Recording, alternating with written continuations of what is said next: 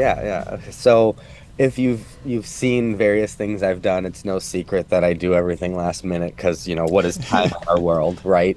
So every year we do a retreat at Columbia, and the retreat is at Columbia. It's not, we don't go anywhere, so we just call it a retreat, but it's 3 days of kind of being together, and we try to do a nice balance of learning slash training, professional development, and also team building or connection through the staff. And for one of our earlier one, and we always do a big theme. This year's was a space theme. We did the next frontier because lots changed at Columbia. So that's kind of where we went. Last year was all aboard. We had a lot of staff changes ourselves, and we did a train theme. And the prior year was a superhero theme. So, but one of our first ones was a picnic theme, or lemons, kind of lemon picnic. We did a squeeze. It was called Squeeze the Day. And so I kind of leaned into that picnic theme with my query training. I knew I wanted to do a query training, and I'm just was being nerdy and doing a picnic theme. So I threw a gingham background on the PowerPoint, and it just spiraled from there, honestly. Once I'm sure most people in our world are this way. Once you get an idea and it starts to work, you can't stop yourself until it's absolutely the way you want it, right? So I just had this idea. I threw the music in there. I looked online and I got the logo, and I changed the logo to say the Great Query Clash instead of the Great British Baking Show. Um, and then yeah, honestly, it just kept coming to me. And so I knew I needed to do something timed, and I wanted to do something in groups. I find the group work is very key to our staff. Um, and it really just kind of developed itself based on the theme of the retreat. Um, but trying to lower myself and to the expectations of the staff I'm training too. So I needed to make it a little bit more fun, but also not like something our team should be building. It's just a very basic line query. That's something they would realistically look for. So I settled on something I can't remember exactly off the top of my head, but it was something along the lines of find all your deposited students that have a merit scholarship. Something real clean, basic.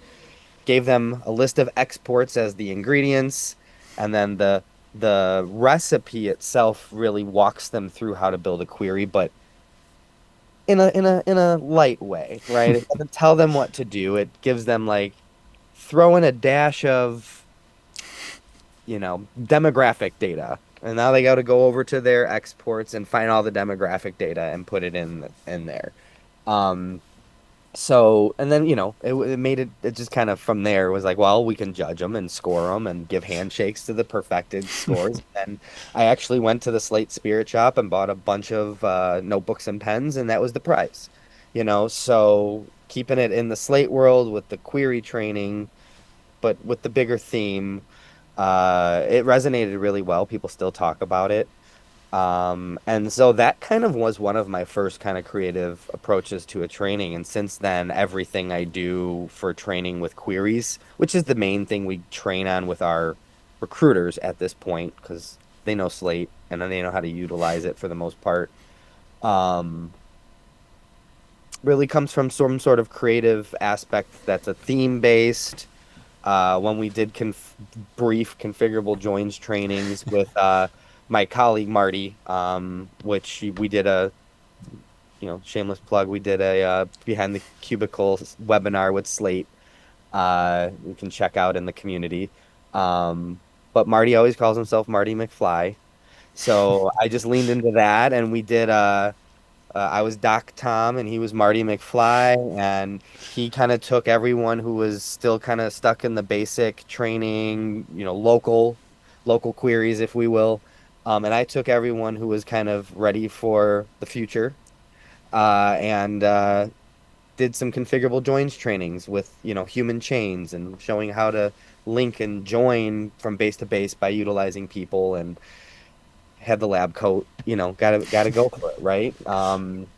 So yeah, so these things just kind of come out of these these places, and I usually start with, oh God, what am I doing? Staring at the screen, and then then I can't stop myself, and it's like 5 in the morning before I gotta do it, and I'm still like bloodshot eyes staring at the screen, finishing because I want more, more, more, uh, more unnecessary stuff usually, like music and graphics and all of that, but it makes it fun and again memorable and relatable for those participants who then can go back.